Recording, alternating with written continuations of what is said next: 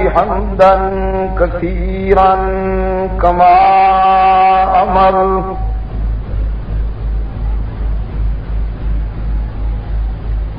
ونشهد أن لا إله إلا الله وحده لا شريك له في الخلق والأمر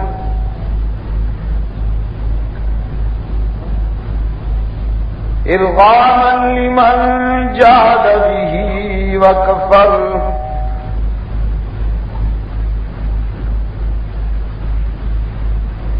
ونشهد أن سيدنا ومولانا محمدا عبده ورسوله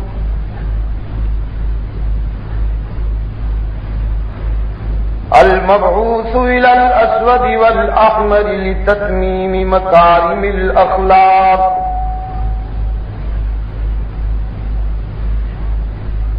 لا يخلق نبي ولا رسول بعده ولا أمة بعد أمته ولا شريعة بعد شريعته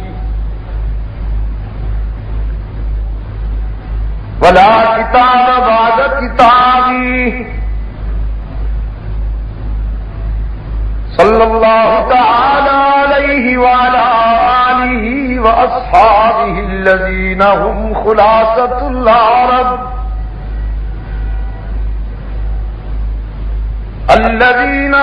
خلاصة العرب الأرباء وخير الخلائق بعد الأنبياء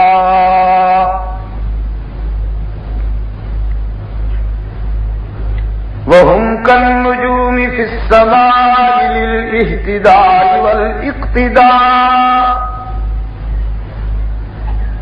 وهم مفاتيح الرحمة ومصابيح الغرر أعوذ بالله من الشيطان الرجيم بسم الله الرحمن الرحيم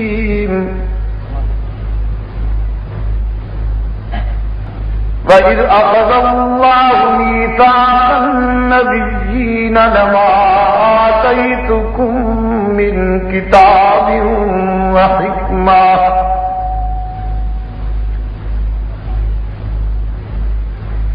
ثُمَّ جَاءَكُمْ رَسُولٌ مُّصَدِّقٌ لِّمَا مَعَكُمْ لَتُؤْمِنُنَّ بِهِ وَلَتَنصُرُنَّهُ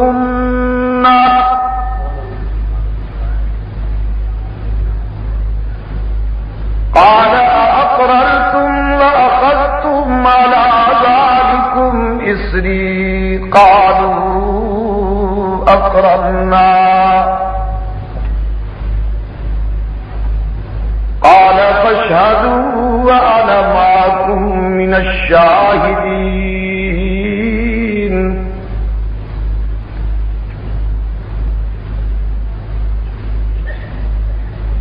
يا أيها الناس ضرب مثل فاستمعوا له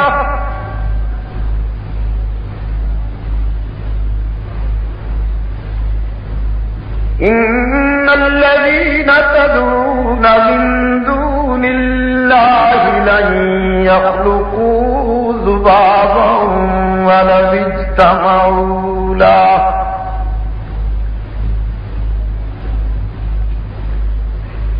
وَإِن يَسْلُبْهُمُ الذُّبَابُ شَيْئًا لَّا يَسْتَنقِذُوهُ مِنْهُ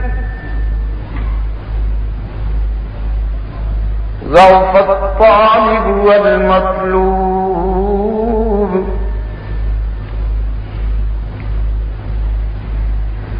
مَا قَدَرُوا اللَّهَ حَقَّ قَدْرِهِ إِنَّ اللَّهَ لَقَوِيٌّ عزيز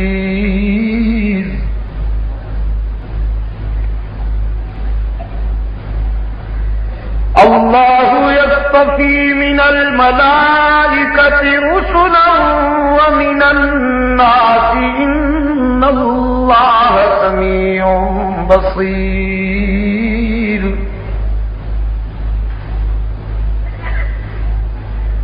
يعلم ما بين أيديهم وما خلفهم وإلى الله ترجع الأمور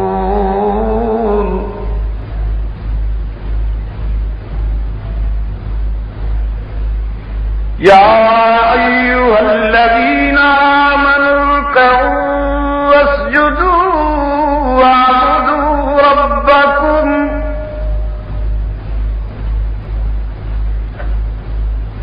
اسجدوا واعبدوا ربكم وافعلوا الخير لعلكم تفلحون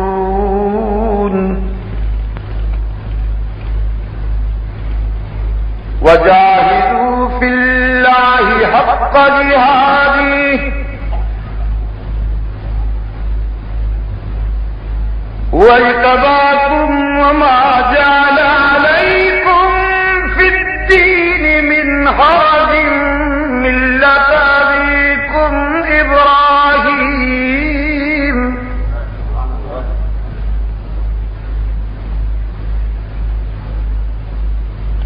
وسماكم المسلمين من قبل وفي هذا ليكون الرسول شهيدا عليكم وتكونوا شهداء على الناس فأقيموا الصلاة وآتوا الزكاة واعتصموا بالله هو مولاكم فنعم المولى ونعم النصير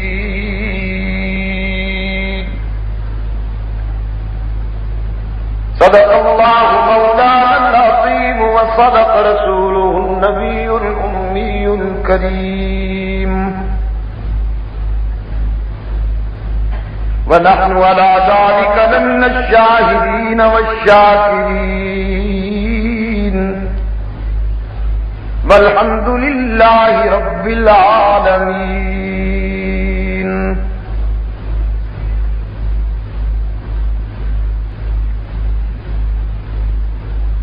حضرات علماء کرام، صدر جلسہ، بزرگان محترم، رفقائے جماعت اور عزیز دوستو،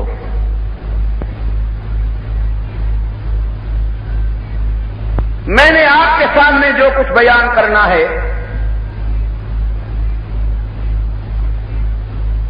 میرے اس بیان کا پہلا حصہ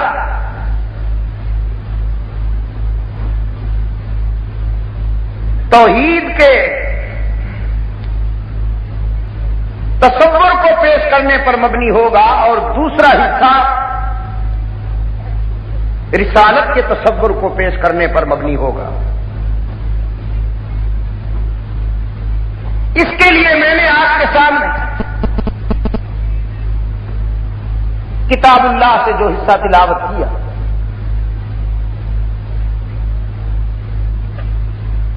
یہاں حق تعالی نے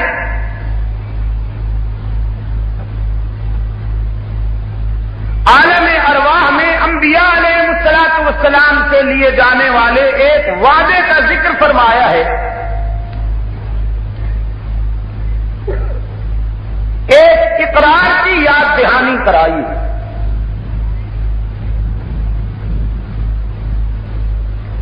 قرآنی اطلاع کے مطابق اس عالم آب و گل کی تخلیق سے پہلے، اس دنیا رنگ و بو کو پیدا کرنے سے پہلے حق تعالی نے عالم ارواح میں اولاد آدم سے دو وعدے لیے، اور یہ دو وعدے لینے کے لیے حق تعالی نے دو مرتبہ انسانی ارواح کا اجتماع کیا.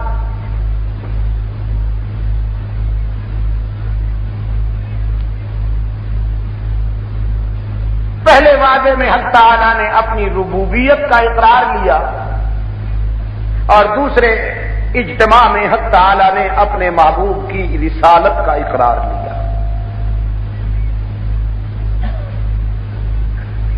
اگر ہم جدید اصطلاح میں اسے معنون کریں تو یوں کہہ سکتے ہیں کہ پہلی توحید کانفرنس تھی اور دوسری رسالت کانفرنس تھی۔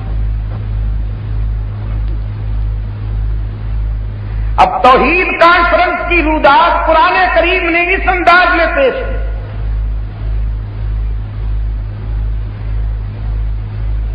وَمَا وَإِذْ أَخَذَ رَبُّكَ مِنْ بَنِي آدَمَ مِنْ ظُهُورِهِمْ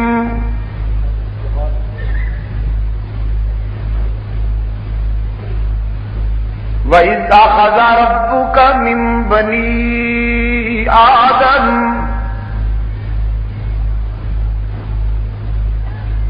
اور جب وعدہ لیا تیرے پروردگار نے اولاد آدم سے،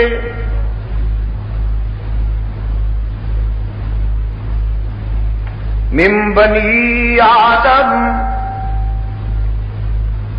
یہاں قرآن پاک نے کوئی نظریاتی، نسلی، قومی، لسانی یا جغرافیائی تخصیص نہیں فرمائی، اطلاع دی کہ تمام دنیا میں آنے والے تمام انسانوں کی روحیں اللہ نے اپنی قدرت کاملہ سے جمع فرمائی، دنیا میں آ کر ہونے والے کفار کی روحیں بھی، مشرکین کی روحیں بھی، موحدین کی روحیں بھی، ہر جائیوں کی روحیں بھی، یکجائیوں کی روحیں بھی، سعادت مندوں کی روحیں بھی، شقاوت پسندوں کی روحیں بھی، عربی، عجمی، مشرقی، مغربی، کالے، گورے، نمک حلال، نمک حرام، تمام اولاد آدم کی روحیں اللہ نے قدرت کاملہ سے جمع فرمائی، اور انسانی ارواح کے اس عظیم اجتماع سے خطاب کرتے ہوئے رب العالمین نے فرمایا، اے اولاد آدم، میں تمہیں انسانی شرافت کا اعزاز دے کر دنیا میں بھیجنے والا ہوں اور ساری کائنات کو تمہارے لیے مسخر بنانے والا ہوں۔ دنیا میں تم میرے مہمان ہوگے، میں تمہارا میزبان ہوں گا۔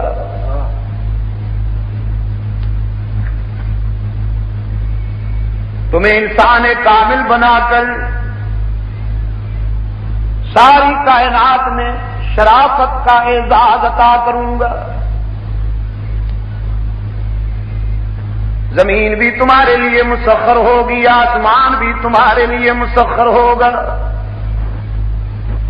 فرمایا، أَلَمْ نَجْعَلِ الْأَرْضَ مِهَادًا وَالْجِبَالَ أَوْتَادًا، ہم نے زمین کو تمہارے لیے مسخر کر دیا، وہ زمین کے جس میں فولاد جیسی ثقیل چیز بھی دفن کی جائے تو زمین کی نمی اور برودت اسے کچھ دنوں کے بعد خاک میں بدل دیتی ہے، لیکن اسی زمین میں جب ابن آدم اپنا دانہ امانتاً دفن کرتا ہے تو وہ اسے خاک میں بدلنے کے بجائے گلزار بنا دیتی ہے اور ایک دانے کو کئی دانوں میں بدل کے انسان کی امانت واپس کر دیتی ہے۔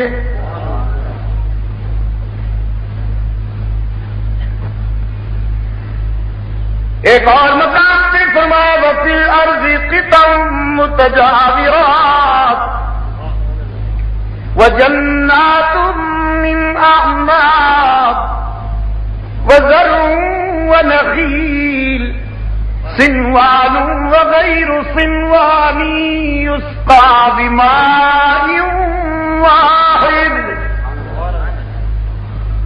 وَنُفَضِّلُ بَعْضَهَا عَلَىٰ بَعْضٍ فِي الْأُكُلِ۔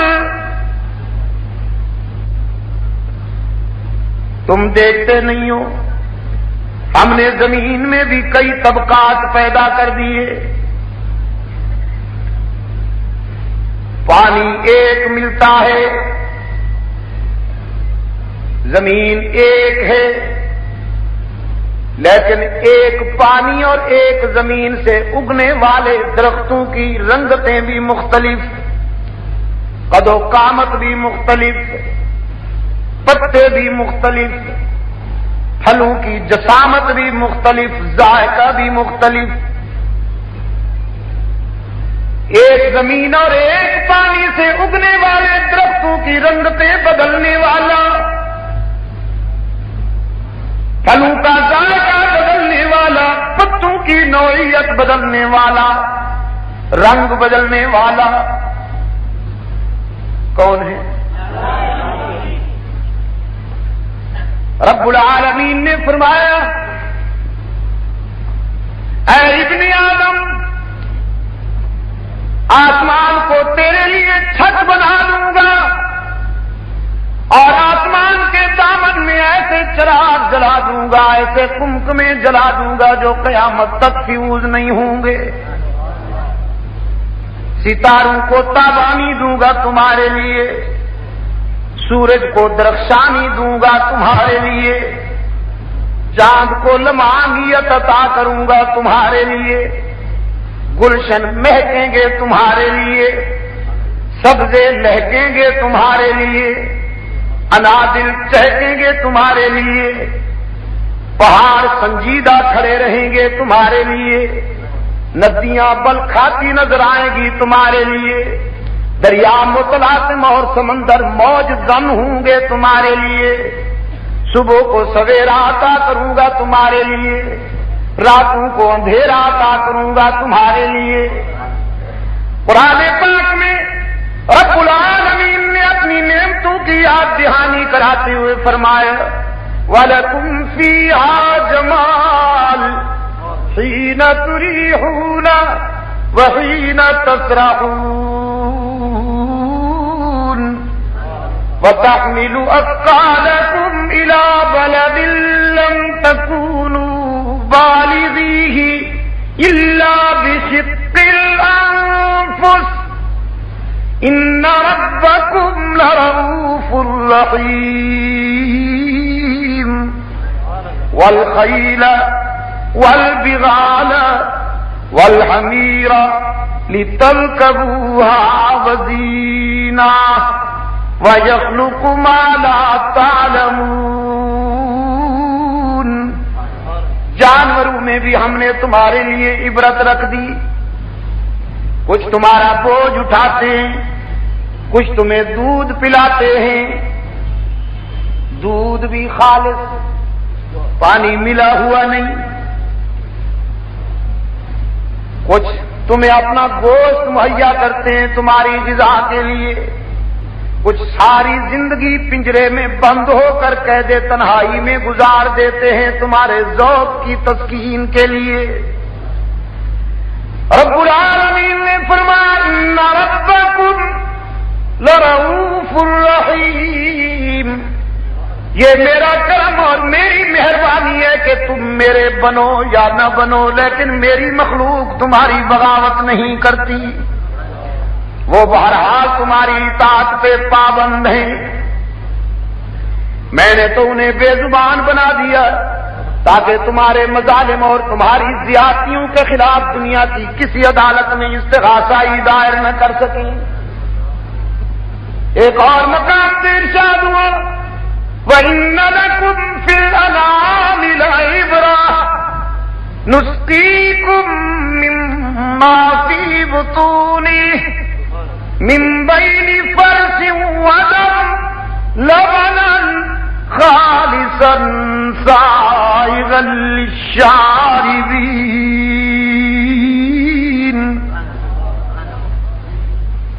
لائبریریوں میں اگر نہیں جا سکتے ہو، کتب خانوں میں نہیں جا سکتے ہو، اگر بخاری اور مسلم سمجھنے کی صلاحیت نہیں، اگر قرآن سمجھنے کی صلاحیت نہیں، قرآن دعوت فکر دیتا ہے تمہارے لیے دودھ کا گلاس بھی مبلغ ہے۔ دودھ کا گلاس پینے سے ایک لمحہ پہلے ذرا سوچنا انسان، کہاں سے آیا، کس نے بھیجا؟ تو دیکھتا نہیں کہ تیرے جانور کی رنگت منفی، اس کی گوبر کی بو منفی، اس کے خون کا رنگ منفی، لیکن وہ کون ہے جو تیرے ظرف میں آنے والے دودھ میں جانور کی سیاہی کو بھی شامل نہیں ہونے دیتا، گوبر کی بدبو کو بھی شامل نہیں ہونے دیتا، خون کی سرخی کو بھی شامل نہیں ہونے دیتا۔ ان تینوں منفی چیزوں میں سے نسقیکم مما فی بطونی من بین فرث ودم لبنا خالصا سائغا للشاربین۔ خوش رنگ اور خوش ذائقہ دودھ پلانے والا کون؟ سیاہ جانور، بدبودار گوبر اور سرخ خون میں سے خوش ذائقہ اور خوش رنگ دودھ پلانے والا کون؟ اللہ ہی یا اللہ بھی؟ تو پھر نمک حلالی کا تقاضا ہے، بگڑنے کی بات نہیں، الجھنے کی بات نہیں، نمک حلالی کا تقاضا ہے کہ جس کا کرم ہے تقسیم بھی اسی کے نام پہ ہونا چاہیے نا، جس کا کرم ہے دودھ تقسیم بھی کس کے نام پہ ہونا چاہیے؟ چاہے جب تم تاریخ کو تقسیم ہو، یا 2 کو، یا 3 4 5 کو، 6 7 8 کو، 9 یا 10 کو، یا 12ویں 13ویں 14ویں کو، 15ویں 16ویں 17ویں کو، 18ویں کو، 19ویں 20ویں اور آخر تک جب بھی تقسیم ہو کس کے نام پر؟ رب کائنات نے فرمایا تمہیں انسان کامل بناؤں گا، آنکھیں عطا کروں گا، آنکھوں کو قوت بینائی، زبان عطا کروں گا، زبان کو قوت نطق و گویائی، کان عطا کروں گا، کانوں کو قوت سماعت، دماغ عطا کروں گا، دماغ کو قوت حافظہ و متفکرہ، اور پھر یہ نعمتیں دے کر تمہارے لیے عبرت اور شکر کے مناظر بھی تمہیں دکھا دوں گا، تمہیں آنکھوں کی روشنی دیکھ کر تمہاری سوسائٹی میں کچھ اندھے بھی پیدا کر دوں گا تاکہ انہیں دیکھ کر تمہیں میری اس نعمت کی قدر معلوم ہو سکے، تمہیں فصاحت و بلاغت کی نفاستیں دے کر کچھ گونگے اور بے زبان بھی پیدا کر دوں گا تاکہ انہیں دیکھ کر تمہیں میری اس نعمت پر شکر کی توفیق میسر آ سکے، تمہیں جوانی اور شباب عطا کر کے کچھ بستر علامت پر ایڑیاں رگڑ رگڑ کے بے قرار ہونے والے بیمار بھی تمہیں دکھا دوں گا تاکہ تمہیں میری اس نعمت کی قدر معلوم ہو سکے، تمہیں ہاتھوں پاؤں کی سلامتی دے کر کچھ زمین پر ریگتے ہوئے لولے لنگڑے بھی نظر آ جائیں گے تاکہ تمہیں میری ان نعمتوں کی قدر معلوم ہو سکے، تمہیں اولاد عطا کر کے کچھ بے اولاد بھی پیدا کر دوں گا، تمہیں صحت مند بنا کے کچھ بیمار بھی دکھا دوں گا، تمہیں تونگر بنا کے کچھ گداگر بھی بنا دوں گا، تمہیں صاحب عقل بنا کے کچھ فاقر العقل بھی پیدا کر دوں گا، تمہیں علم عطا کر کے کچھ بے علم بھی پیدا کر دوں گا۔ رب العالمین نے فرمایا اور رب العالمین کے محبوب نے فرمایا، سرکار دو عالم صلی اللہ علیہ وسلم نے فرمایا، اللہ نے جسے آنکھوں کی بینائی عطا کی ہے اس سے جا کے میرا پیغام پہنچا دو، اللہ کی اس نعمت کی ناشکری نہ کیا کر، کہیں وہ اندھا نہ بنا دے، جسے اللہ نے صحت عطا کی ہے اس سے جا کے کہہ دو خدا کی اس نعمت پر تکبر نہ کیا کر، کہیں وہ ہمیشہ کے لیے بیمار بنا کے بستر پہ نہ لٹا دے، اللہ نے جسے دولت عطا کی ہے اس سے جا کے کہہ دو خدا کی اس نعمت پر اپنے محسن کو نہ بھول جایا کر، کہیں وہ تونگر سے در در کا گداگر نہ بنا دے۔ حق تعالی نے جسے اولاد عطا کی، رحمت عالم صلی اللہ علیہ وسلم نے فرمایا اپنی اولاد کی جوانی پر تکبر نہ کیا کر، اپنے محسن کو نہ بھول جایا کر، کہیں وہ سب کے جوانی میں جنازے نہ اٹھا دے۔ اللہ نے جسے عروج عطا کیا ہو، رفعتیں عطا کی ہو، عزت عطا کی ہو، مقبولیت عطا کی ہو، اقتدار عطا کیا ہو، کملی والے نے فرمایا اس سے جا کے کہہ دو رات کے سناٹے میں سر بسجود ہو کر کبھی کبھی اپنے محسن کا شکر ادا کر لیا کر، کہیں وہ رسوا کر کے ساری دنیا کے لیے عبرت نہ بنا دے، کہیں وہ یہ اپنی نعمت وڈرا نہ کر لے، اس لیے کہ اسے مکمل اختیار ہے، اسے اللہم مالک الملک تؤتی الملک من تشاء وتنزع الملک ممن تشاء وتعز من تشاء وتذل من تشاء بيدك الخير إنك على كل شيء قدير۔ رب العالمین نے فرمایا یہ ساری نعمتیں عطا کر کے تمہیں دنیا میں بھیجوں گا اور دنیا میں بھیج کے بھی تمہیں بھول نہیں جاؤں گا، تنہا نہیں چھوڑ دوں گا، لاوارث نہیں کروں گا، قدم قدم پہ میری رحمت تمہاری نگران ہوگی، قدم قدم پہ میری شفقت تمہاری پاسبان ہوگی، تم مجھے بھول جاؤ گے لیکن میں تمہیں ایک لمحے کے لیے بھی فراموش نہیں کروں گا۔ دنیا کا کوئی تعلق، دنیا کا کوئی رشتہ تمہارے اتنا قریب نہیں ہوگا جتنا میرا لطف و کرم تمہارے قریب ہوگا۔ جہاں سارے رشتوں کی انتہا ہوگی وہاں میرے قرب کی ابتدا ہوگی۔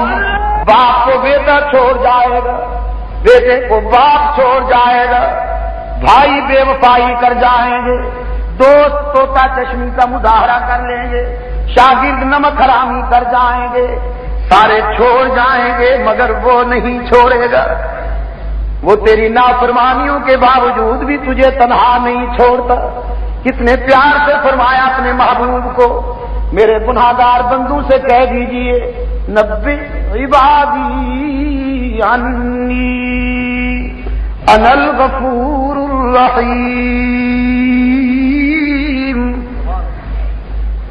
میرے بندوں سے کہہ دیجئے تم اپنے گناہوں پہ گھبراتے ہو، مایوس ہو گئے ہو، لیکن تمہیں یہ نہیں بھولنا چاہیے کہ تمہارے گناہ بہت صحیح لیکن میری رحمت کا جو کوئی ٹھکانہ نہیں۔ اگر تم جیسا گناہگار کوئی نہیں تو مجھ جیسا معاف کرنے والا بھی کوئی نہیں۔ ایک اور مقام پہ ارشاد ہوا اذا سألك عبادی انی، آپ سے جب میرے بندے میرا پتہ پوچھیں انہیں بتا دیجئے انی قریب، میں تو تمہارے قریب رہتا ہوں۔ خدا بندہ کتنا قریب ہے تو؟ رب العالمین نے فرمایا میں نے اپنے ٹھکانے کے لیے دور کوئی محل نہیں بنایا، نحن اقرب الیہ من حبل الورید، میں تو تیرے دل کی گہرائیوں میں رہتا ہوں۔ دل کے آئینے میں ہے تصویر یار، جب ذرا گردن جھکائی دیکھ لی، جب اتنا قریب ہوں تو ادعونی استجب لکم، پھر مجھے پکارا کرنا، میں تیری پکار کی لاج رکھنے والا ہوں، میں ہی تیرے آنسو پوچھنے والا ہوں۔ باقی جہاں جائے گا لوٹا جائے گا، باقی جہاں جائے گا ہائے۔ حضرت صاحب کہیں گے کچھ لے کے آئے گا تو کچھ لے کے جائے گا، خالی ہاتھ آئے گا خالی، باقی جہاں جائے گا لوٹا جائے گا، بس ایک ہی در ہے، خالی ہاتھ آئے گا دامن بھر کے جائے گا۔ یہاں آنے والے کو ماضی پر مطعون بھی نہیں کیا جائے گا، یہاں تانا بھی نہیں دیا جاتا کہ کل تک تو نے یاد نہیں کیا، آج کس منہ سے آ گیا۔ حبیب کبریا صلی اللہ علیہ وسلم نے فرمایا، حدیث قدسی ہے، جب ساری دنیا سو جاتی ہے تو تو اس وقت اس کی رحمت آسمان دنیا پہ آ کے پکار دیتی ہے، دعوت دیتی ہے، حل من مستغفر، کوئی ہے مجھ سے سلو کرنے والا، میں راضی ہونے کے لیے تیار ہوں۔ سرکار دو عالم صلی اللہ علیہ وسلم نے فرمایا، رب العالمین نے کہا ہے میرے معبود لو ان اولکم، بتا دیجئے میرے بندوں کو، لو ان اولکم وآخرکم وحجکم ومسجدکم جنکم انسکم ذکرکم انساکم رطبکم یابسکم قاموا فی ساعۃ واحدہ،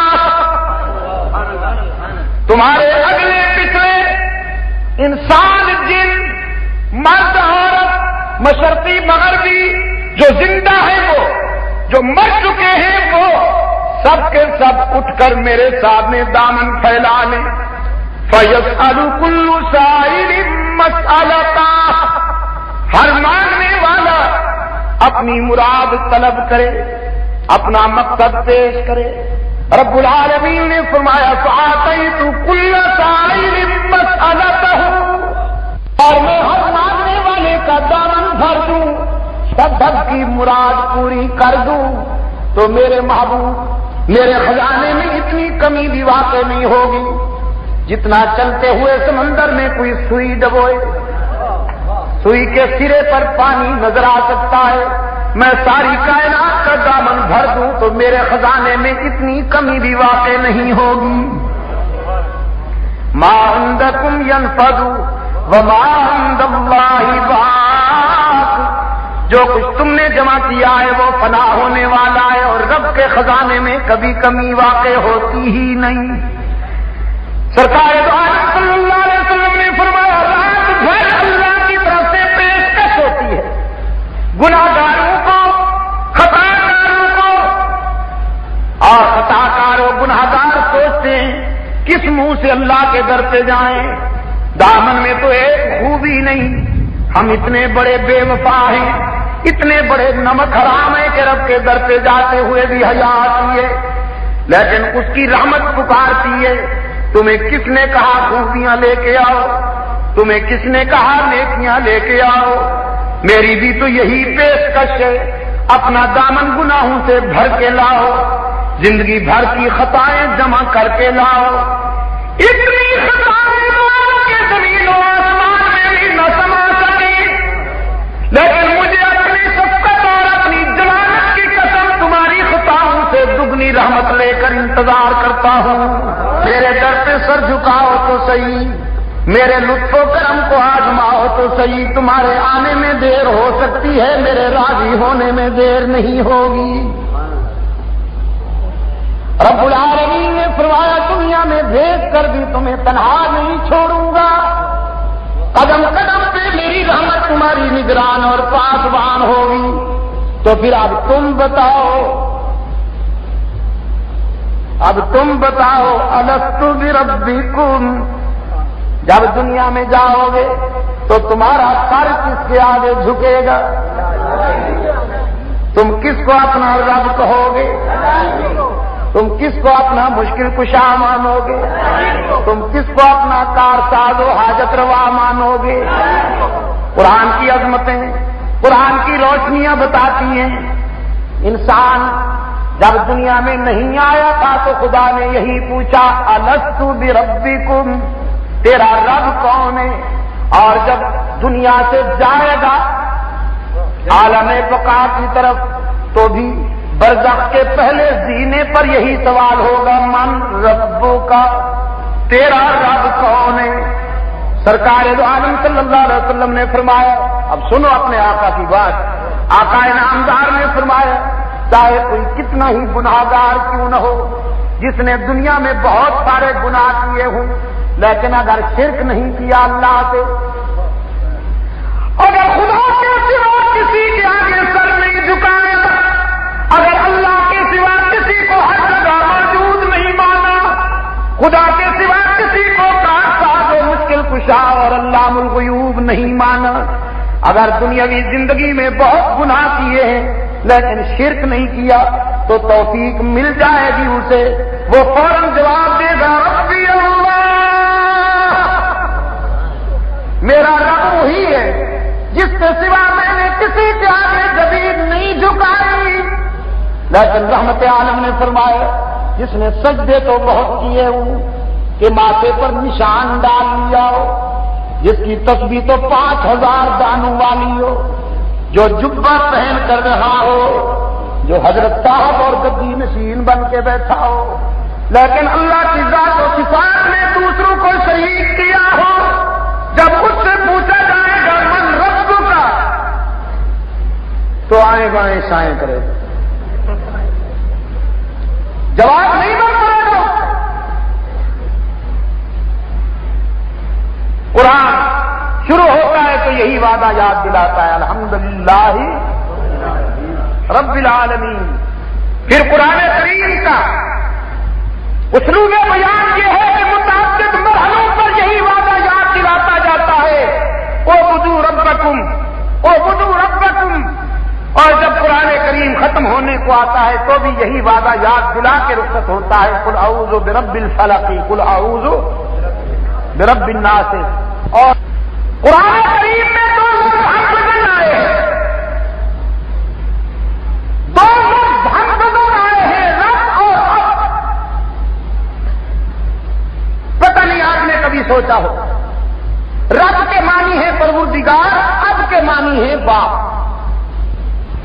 اگر آپ کسی نوجوان سے پوچھیں کہ آپ کے باپ کتنے ہیں تو خطرہ ہے کہ نہیں؟ وہ کہے گا یہ بھی کوئی سوال ہے، باپ تو ایک ہی ہوتا ہے۔ ایسا کبھی آپ قرآن سے پوچھتے، قرآن سے پوچھئے انبیاء کتنے ہیں، قرآن جواب دے گا۔ رسل کتنے ہیں، قرآن جواب دے گا۔ صدیقین و شہداء کتنے ہیں، قرآن جواب دے گا۔ ابرار و اخیار کتنے ہیں، قرآن جواب دے گا۔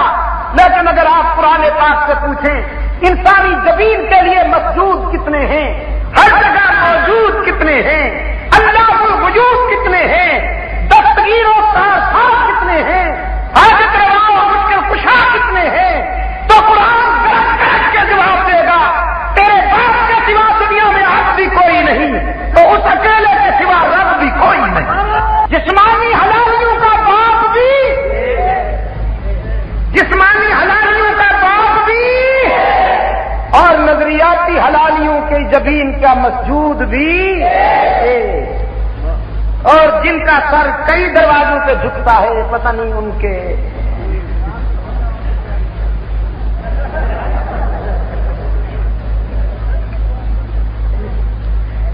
رب کائنات نے فرمایا لست بربکم، دنیا میں جاؤ گے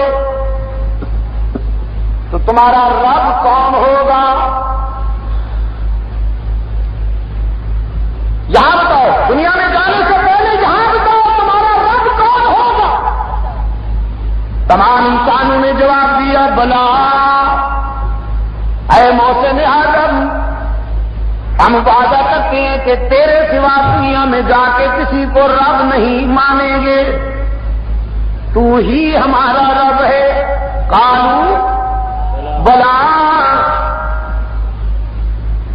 اسی لیے تو میں کراچی والوں سے پوچھتا ہوں اور وہ دل کی گہرائیوں سے جوش ایمانی کے ساتھ جواب دیتے ہیں۔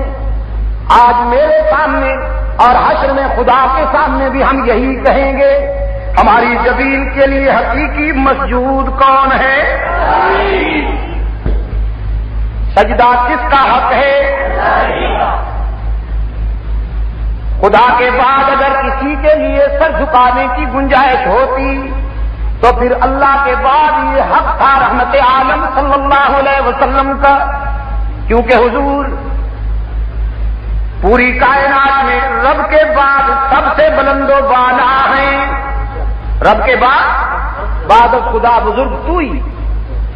لیکن صحابہ کرام رضوان اللہ تعالی علیہ مجمعین نے سرکار دو عالم صلی اللہ علیہ وسلم کی خدمت میں عرض کیا، عرب کے وڈیروں کے سامنے ان کی رعایت تعظیم انہیں جھک کے ملتی ہے، تو محبوب خدا آپ بھی ہمیں اجازت دیجیے نا، ہم بھی آپ کو تعظیماً جھک کے ملا کریں. انت حق ان یسجد لک. کملی والے نے فرمایا لو کنت آمر احدا ان یسجد لاحد لامرت النساء ان یسجدن لازواجہن. اگر میری شریعت میں اللہ کے بعد کسی کے آگے سر جھکانے کی گنجائش ہوتی تو میں بیویوں کو حکم دیتا کہ وہ اپنے خاوند کا تعظیمی سجدہ کیا کریں، اور 14ویں صدی کے بابو کو اجازت ہوتی کہ وہ اپنی بیگم کا صبح و شام سجدہ کیا کریں. لیکن رحمت عالم صلی اللہ علیہ وسلم نے فرمایا بیوی خاوند کا سجدہ نہیں کر سکتا، شاگرد استاد کا سجدہ نہیں کر سکتا، بیٹا باپ کا سجدہ نہیں کر سکتا، رعایا حاکم کا سجدہ نہیں کر سکتی، مرید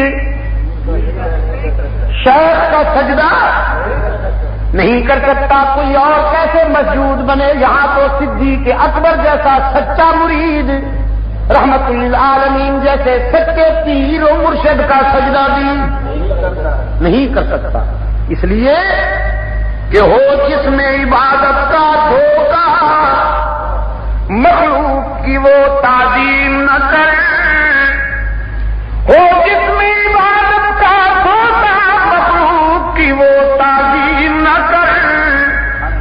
جو خاص خدا کا حصہ ہے بندوں میں اسے تقسیم نہ کریں. جب ہم یہ کہتے ہیں کہ سجدہ اللہ ہی کا حق ہے، بزرگان دین کی عظمت حق ہے، ان کی کرامت حق ہے، ان کی ولایت حق ہے، جنہوں نے اپنی پوری زندگی اللہ کی عبادت اور رسول اکرم صلی اللہ علیہ وسلم کی اطاعت میں گزار دی ہے، وہ اللہ کے برگزیدہ بندے، ان کی محبت ہمارا جزو ایمان ہے. لیکن ہم سر اللہ کے سوا کسی کے سامنے نہیں جھکاتے، سجدہ اسی کا حق ہے. تو مجاور برادری کہتی ہے دیکھا یہ بزرگوں کو نہیں مانتے، بزرگوں کو نہیں مانتے. میرے عزیز دوستوں، نماز جنازہ کبھی پڑھنے کا اتفاق ہوا ہوگا. نماز جنازہ میں وضو کرنا بھی ضروری ہے جس طرح کہ دوسری نمازوں میں ضروری ہے. کپڑے پاک ہونا ضروری ہے جس طرح کہ دوسری نمازوں میں ضروری ہے. جگہ کا صاف ہونا بھی ضروری ہے جس طرح کہ دوسری نمازوں میں ضروری ہے.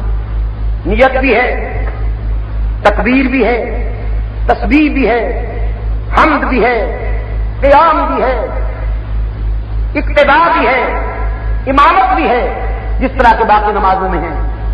لیکن باقی کسی بھی نماز میں اگر سجدہ رہ جائے تو نماز نہیں ہوتی. جنازے میں اگر سجدہ ہو جائے تو نماز نہیں ہوتی. کبھی غور کیا آپ نے؟ کبھی غور کیا آپ نے کہ ایسا کیوں ہے؟ جب آپ نماز میں کھڑے ہوئے ہیں، چاہے وہ فرائض ہوں، واجبات ہوں، سنن ہوں یا مستحبات و نوافل کی کوئی نماز ہو، جب آپ نماز میں کھڑے ہوتے ہیں تو آپ کے سامنے اللہ کی ذات کے تصور کے سوا کوئی نہیں ہوتا. حکم ہے کہ نمازی کے سامنے نہ گزرا کرو تاکہ اس کے لنک میں فرق نہ آ جائے، اس کے رابطے میں فرق نہ آ جائے. لیکن جب نماز جنازہ کے لیے آپ کھڑے ہوتے ہیں تو سامنے شاگرد کے سامنے استاد کی میت، بیٹے کے سامنے باپ کی میت، رعایا کے سامنے حاکم کی میت، اور مرید کے سامنے شیخ کی میت. اب یہاں اللہ نے ہے یہ بھی نماز، یہاں اللہ نے سجدے جیسا اہم رکن وڈرا کیوں کر لیا؟ اس میں حکمت یہ ہے عزیز دوستو، کراچی کے روشن ضمیروں، کہ اگر یہاں بھی سجدہ کیا جاتا تو دور سے گزرنے والا کوئی یہودی، کوئی نصرانی شاید یہ خیال کرتا کہ مسلمان خدا کے سامنے بھی سر جھکاتے ہیں، اپنے بزرگوں کے سامنے بھی سجدہ کر لیتے ہیں. تو اللہ نے فرمایا تشبہ آ جائے گا،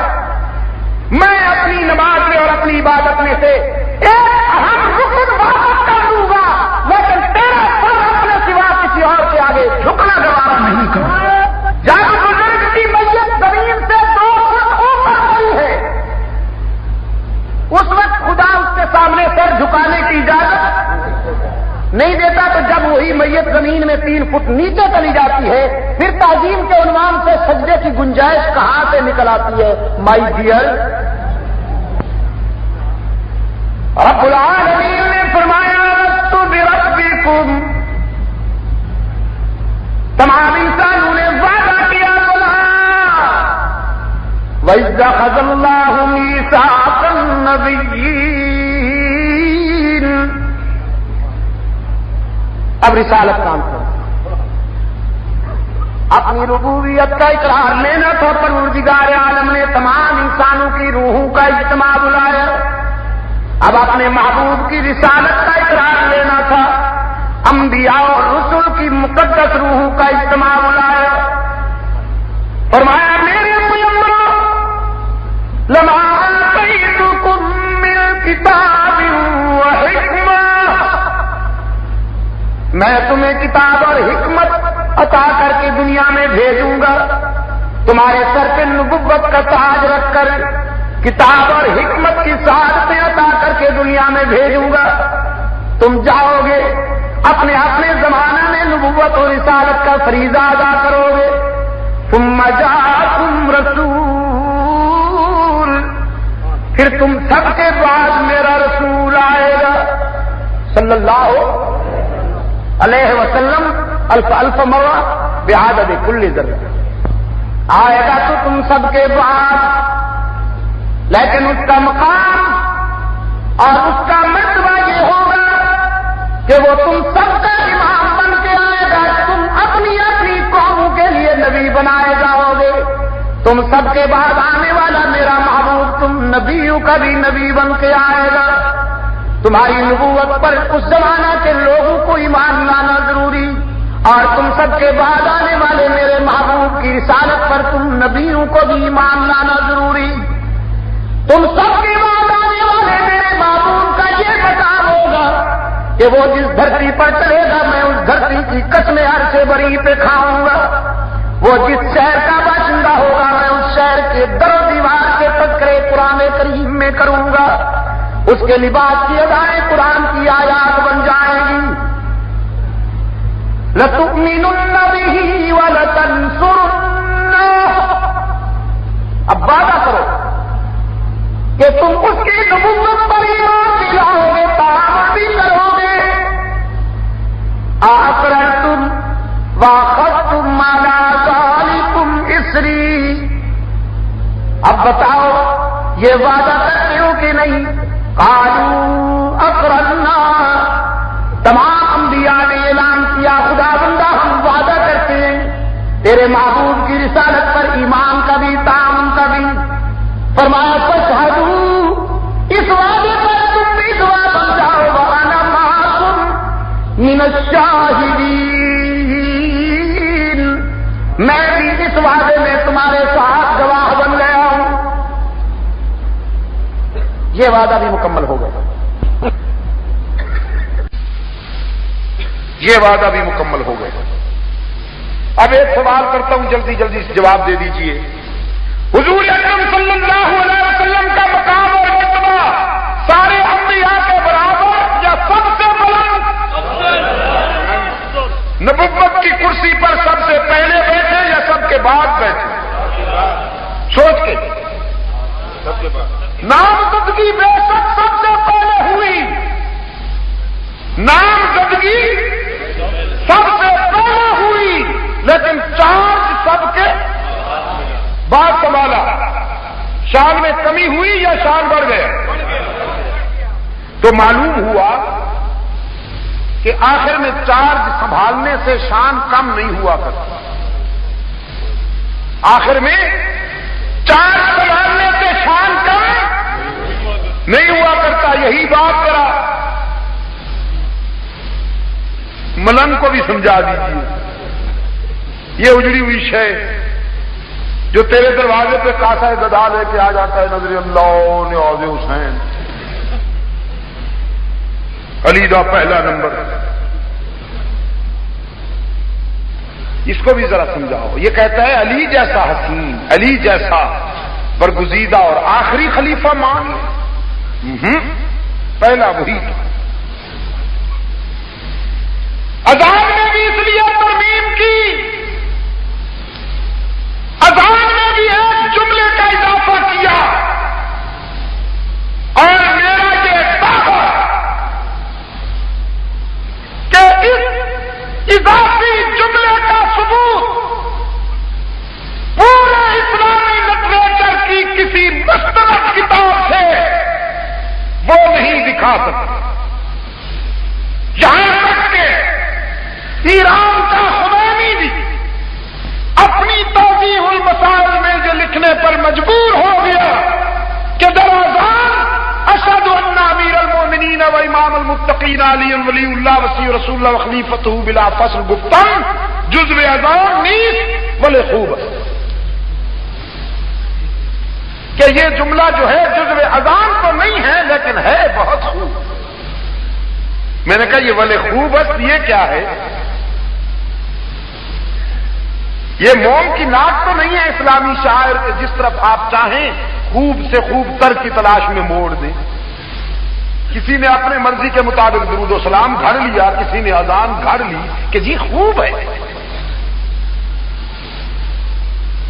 میں آپ سے پوچھتا ہوں، جو مسجد نبوی میں حضرت بلال نے دی اور رحمت عالم صلی اللہ علیہ وسلم اور آپ کے صحابہ نے سنی، پھر دور خلافت راستہ میں دی جاتی رہی، اور پھر صدیوں تک وہ اذان مسجد نبوی کے میناروں سے بلند ہو رہی ہے، اذان وہ صحیح ہے یا یہاں کے اجمی فنکاروں کی بنائی ہوئی محرف اذان صحیح ہے؟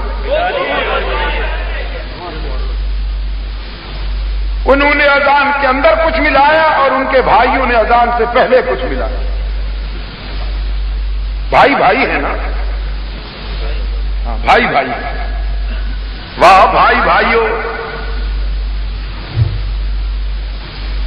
بھائی بھائی تو ہیں نا جی، وہ ادھر پڑھتے ہیں یہ ادھر پڑھتے ہیں۔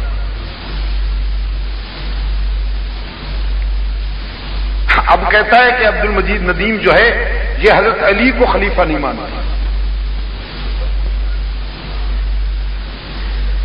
میں یہی کہتا ہوں کہ تجھ پہ وہی کافی،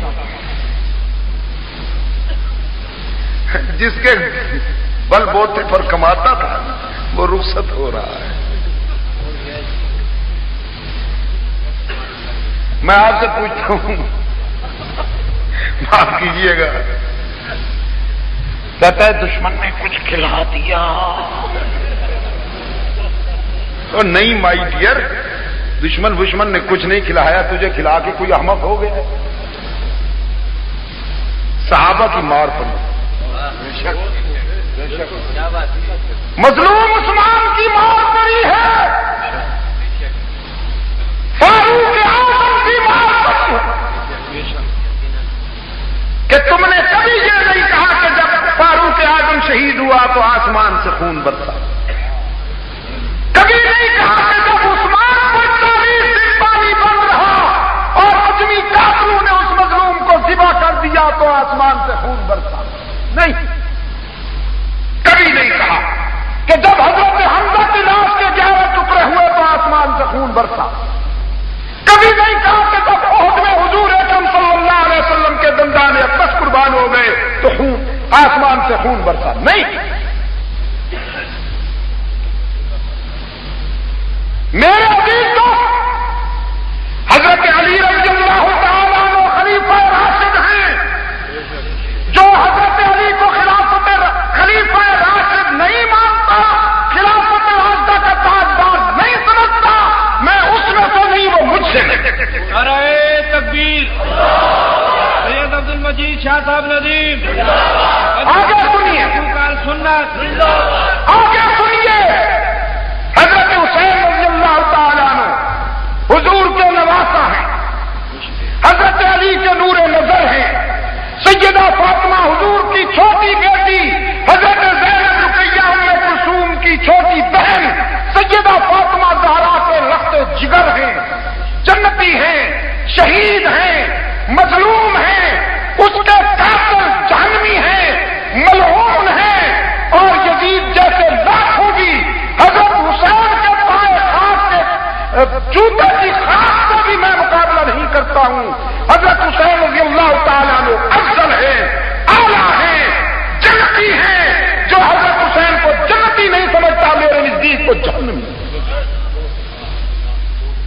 کوئی سمجھ میں آئی بات آپ کو؟ کہتے ہیں فلاں مولوی صاحب نے اس کے خلاف رسالے لکھے. تو مولانا وہ میرا نہیں ہے، وہ تمہارا ہے. وہ میرا ہوتا تو میرے خلاف رسالے لکھنے سے پہلے مجھ سے براہ راست رابطہ قائم کرتا. اس کے بعد میں بھی علماء دیوبند کے خلاف فتوے لکھے. اس نے حضرت شیخ القرآن کے خلاف اس قسم کے رسالے لکھے، مفتی صاحب کے خلاف اس قسم کے رسالے لکھے. تو وہ میرے مکتب فکر کا نمائندہ نہیں. جو جھوٹ بولے وہ دیوبندی نہیں ہو سکتا. حضرت علی رضی اللہ تعالیٰ عنہ خلیفہ راشد ہے، تب کہو حضرت علی رضی اللہ تعالیٰ عنہ، لیکن چوتھے پہلا نمبر کس کا ہے؟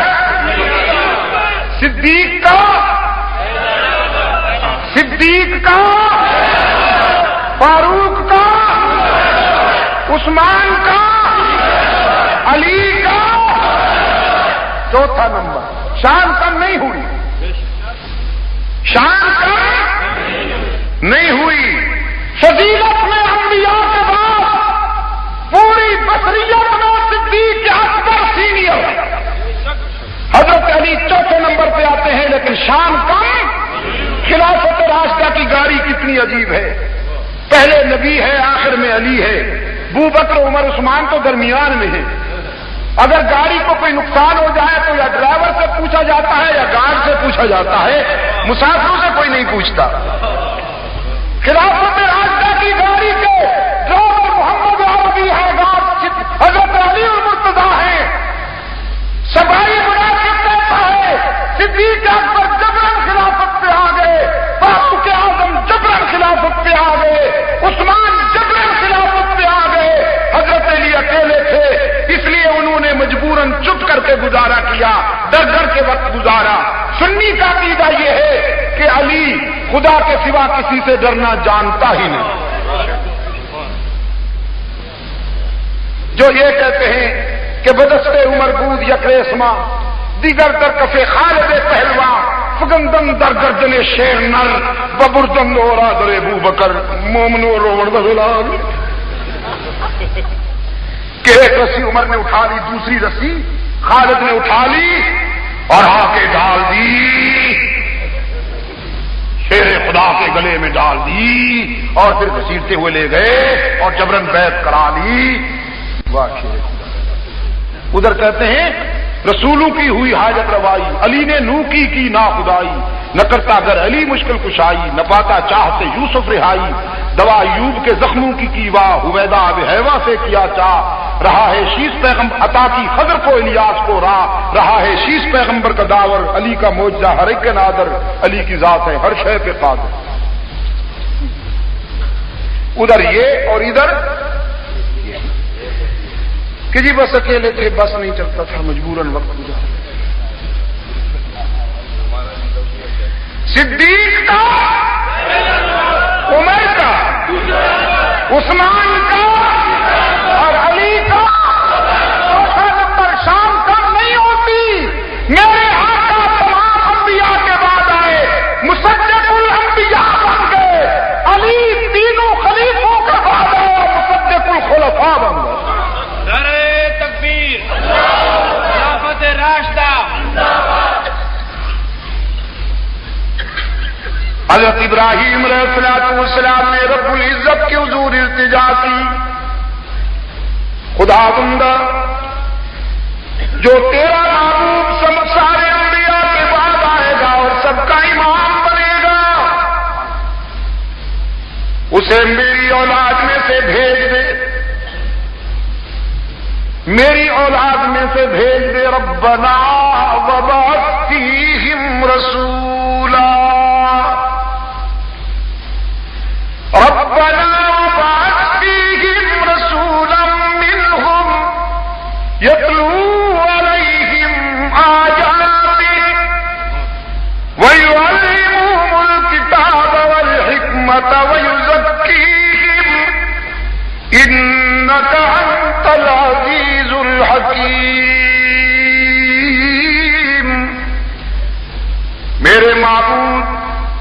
میں نے تیرا گھر تعمیر کیا، اب اسے آباد کرنے والا بھی میری اولاد میں سے عطا کر۔ رحمت عالم صلی اللہ علیہ وسلم نے فرمایا انا دعوت جدی ابراہیم، میں اپنے دادا ابراہیم کی دعا ہوں۔ میرے دادا ابراہیم نے مجھے خدا سے مانگا۔ کراچی کے دوستو، کوئی انبیاء نے ایسا منفرد ہے کہ اسے خلیل نے خدا سے مانگا؟ کوئی انبیاء میں اتنا منفرد ہے کہ اسے خلیل نے خدا سے مانگا؟ کوئی صحابہ میں ایسا خوش نصیب ہے کہ اسے خود رحمت للعالمین نے خدا سے مانگا؟ کوئی حضور کو مانگنے کے لیے ہاتھ اٹھائے ہوئے ہے اور کسی کو حضور مانگ رہے ہیں اللہ سے؟ جس کو خلیل نے مانگا وہ بھی آیا، جسے رحمت للعالمین نے مانگا وہ بھی آیا، لیکن فرق یہ ہے کہ جسے خلیل نے مانگا وہ کئی ہزار سال بعد دنیا میں آیا۔ علماء نے لکھا ہے کہ حضور اکرم اور ابراہیم علیہ السلام کے درمیان کم و بیش 4,000 سال کا فاصلہ ہے۔ 4,000 سال 14,000 انبیاء آئے ہیں حضرت ابراہیم کی نسل سے، آخر میں آئے رحمت عالم۔ جسے ابراہیم علیہ السلام نے مانگا وہ کئی ہزار سال بعد دنیا میں آئے، اور جسے رحمت عالم صلی اللہ علیہ وسلم نے مانگا شام کو ہاتھ اٹھائے، صبح ہونے سے پہلے فاروق اعظم روتا ہوا نبوت کی بارگاہ میں پہنچ گیا۔ وہ مراد خلیل ہیں، یہ مراد محمد ہے۔ شاہ جی سے پوچھا گیا، شاہ جی عمر میں اور حضرت علی میں کیا فرق ہے؟ رضی اللہ تعالی عنہما۔ شاہ جی رحمت اللہ علیہ فرمانے لگے علی حضور کے مرید ہیں اور عمر حضور کی مراد ہے۔ علی حضور کے مرید ہیں اور عمر حضور کے مرید بھی ہیں، مراد بھی ہیں۔ علی وہ ہیں کہ جس کو اسلام کی طلب ہوئی، عمر وہ ہیں کہ جس کی اسلام کو طلب ہوئی۔ سرکار دو عالم صلی اللہ علیہ وسلم مراد خلیل بن کر آئے بیت اللہ میں معلم۔ حبیب کبریا صلی اللہ علیہ وسلم نے بیت اللہ میں آ کے علم و حکمت کا درس دیا۔ خلیل نے کہا تھا نا یتلو علیہم آیاتی کا، وہ یہاں تیرے گھر میں آ کر تیرے بندوں کو آیات قرآنی کے انوار سے معمور کرے گا، ان کے دل و نگاہ کو۔ وَيُعَلِّمُهُمُ الْكِتَابَ وَالْحِكْمَةَ، اور کتاب و حکمت کی تعلیم دے گا۔ وَيُزَكِّيهِمْ، اور انہیں پاک بنائے گا۔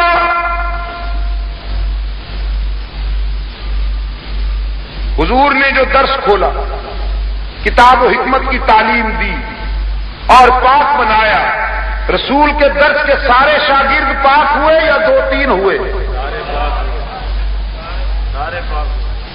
تو پھر 5 تن پاک ہیں یا سب تن پاک ہیں؟ قرآن تو کہتا ہے سب تن پاک ہیں، اور کراچی کا فریب خوردہ کہتا ہے نہیں 5 تن پاک۔ اصل میں ایران کے ذریعے جو ہم تک فیوزات پہنچے ہیں نا، فیوزات، انہوں نے سنی کے ذہن کو بھی مسموم کیا۔ جسے پتہ نہیں ہے بے شعوری میں انہی کی کیون میں بات کرتا ہے۔ میں آپ سے پوچھتا ہوں سب میں 5 ہیں یا 5 میں سب ہیں؟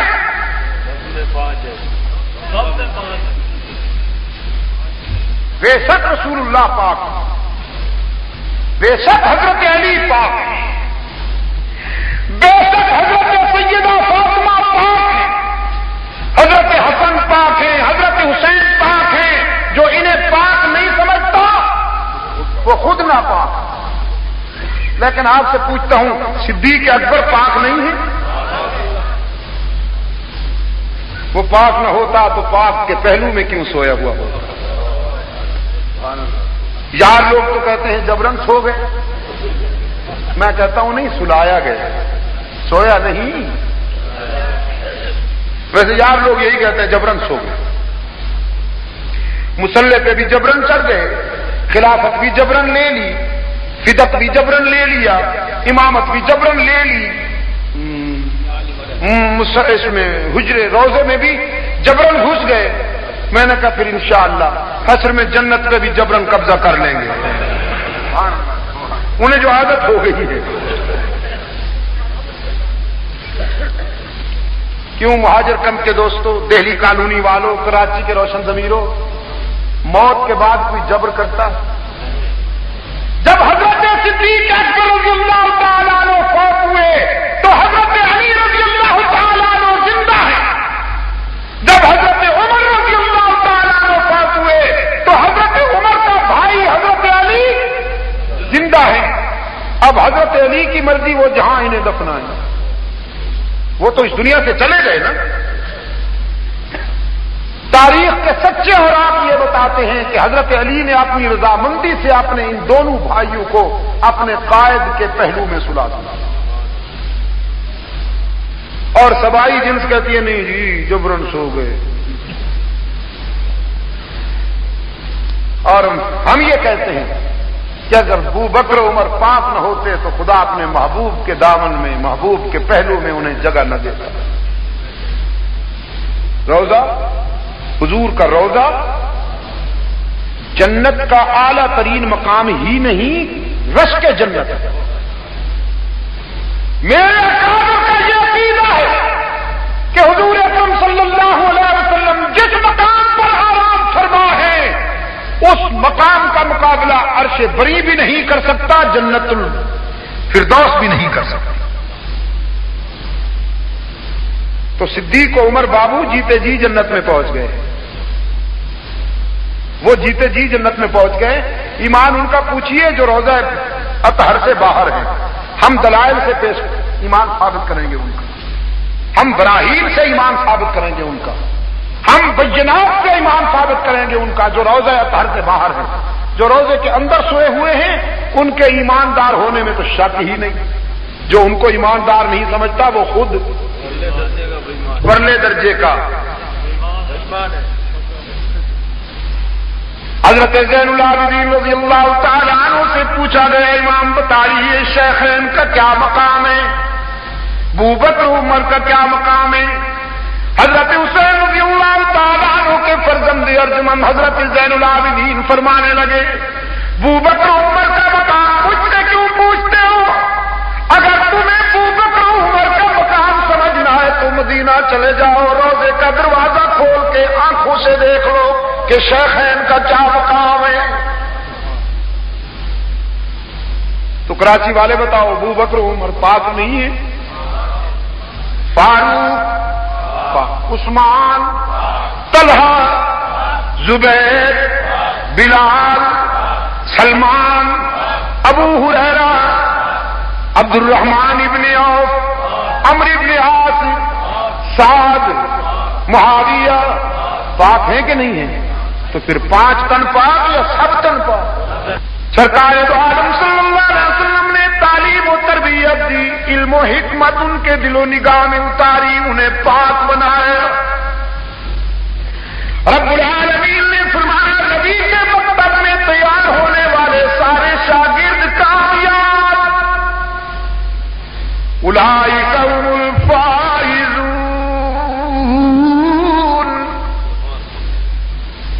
یہ جماعت اتنی خوش نصیب ہے دوستوں کہ انہیں دارالعلوم ملا بیت اللہ جیسا، انہیں استاد ملا رسول اللہ جیسا، انہیں نصاب ملا کلام اللہ جیسا، اور پھر انہیں لقب ملا حزب اللہ کا، اور امتحان لیا ان کا خود اللہ نے۔ اولئک الذین امتحن اللہ، رب العالمین نے فرمایا میں نے محمدی جماعت کا امتحان خود لیا۔ خدا بندہ امتحان کس سبجیکٹ کا لیا؟ فرمایا قلوبہم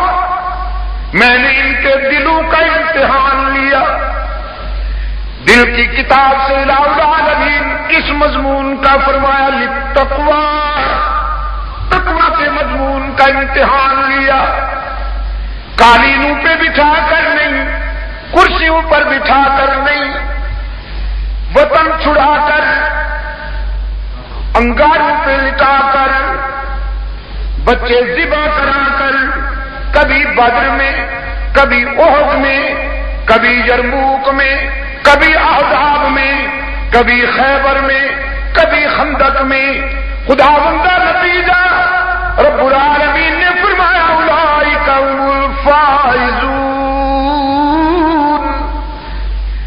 رحمت عالم صلی اللہ علیہ وسلم کی جماعت کے سارے شاگرد جن کے دل و نگاہ میں قرآن کی سچائیوں نے ڈیرے لگا لیے، وہ سب کے سب کامیاب۔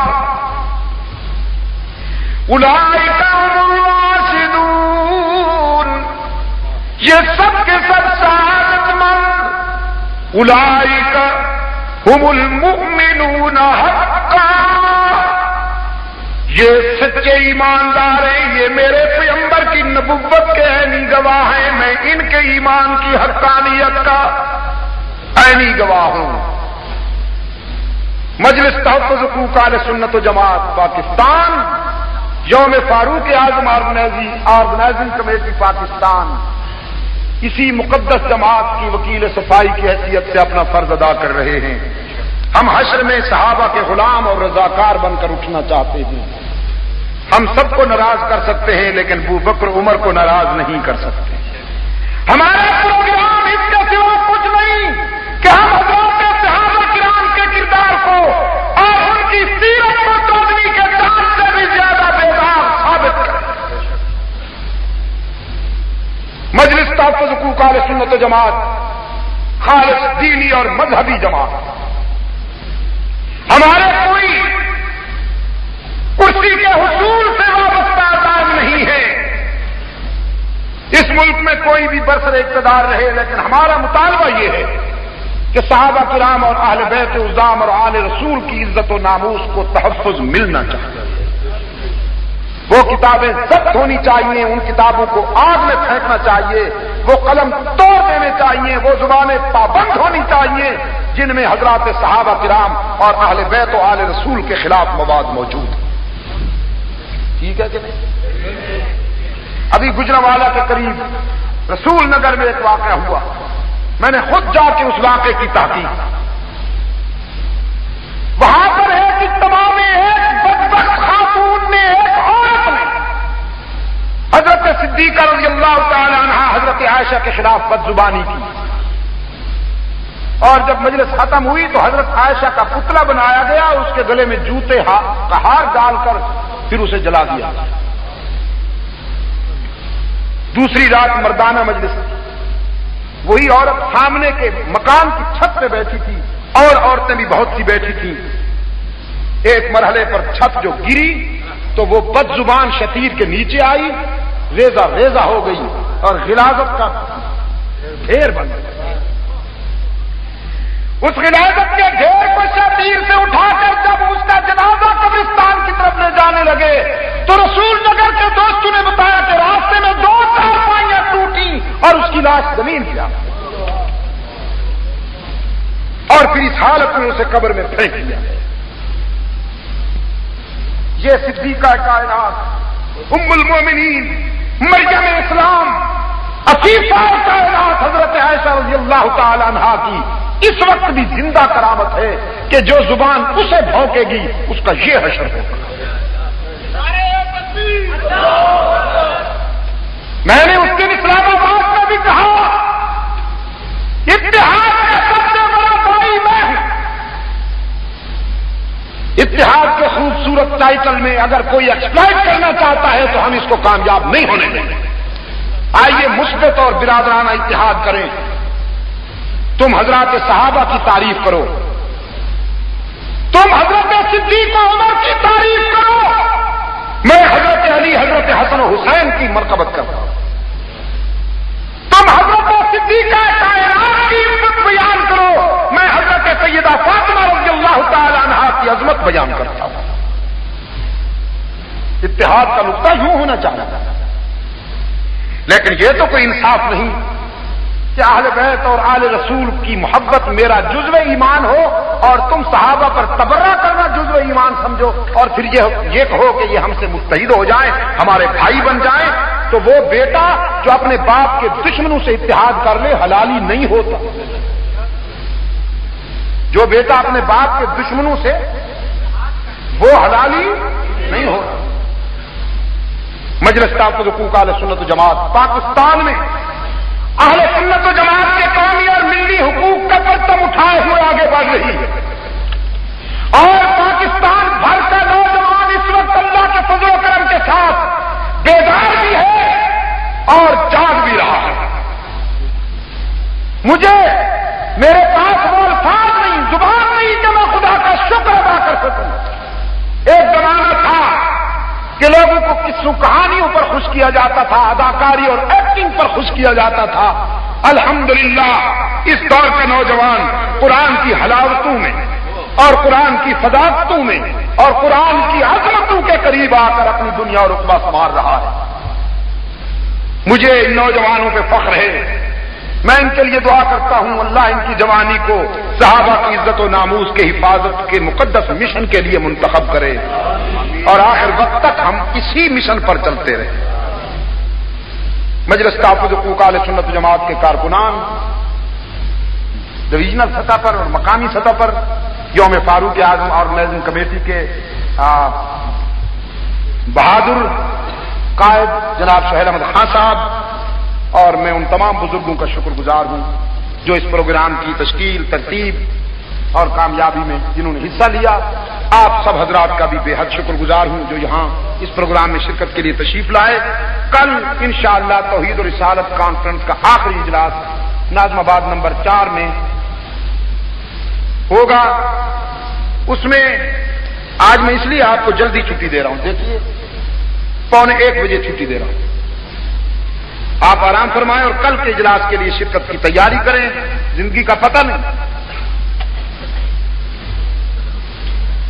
میری کتاب کے کچھ نسخے باقی ہیں، اسلام اور انسانیت، یہ یورپ میں ہونے والی میری تقریروں کا مجموعہ بھی ہے، پڑھے لکھے حضرات یہ لے لیں دعا کے بعد۔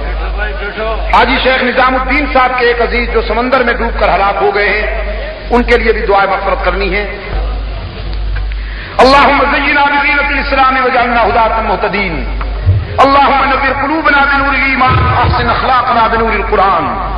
خداوندہ عالم اسلام کی مدد فرما، آمین۔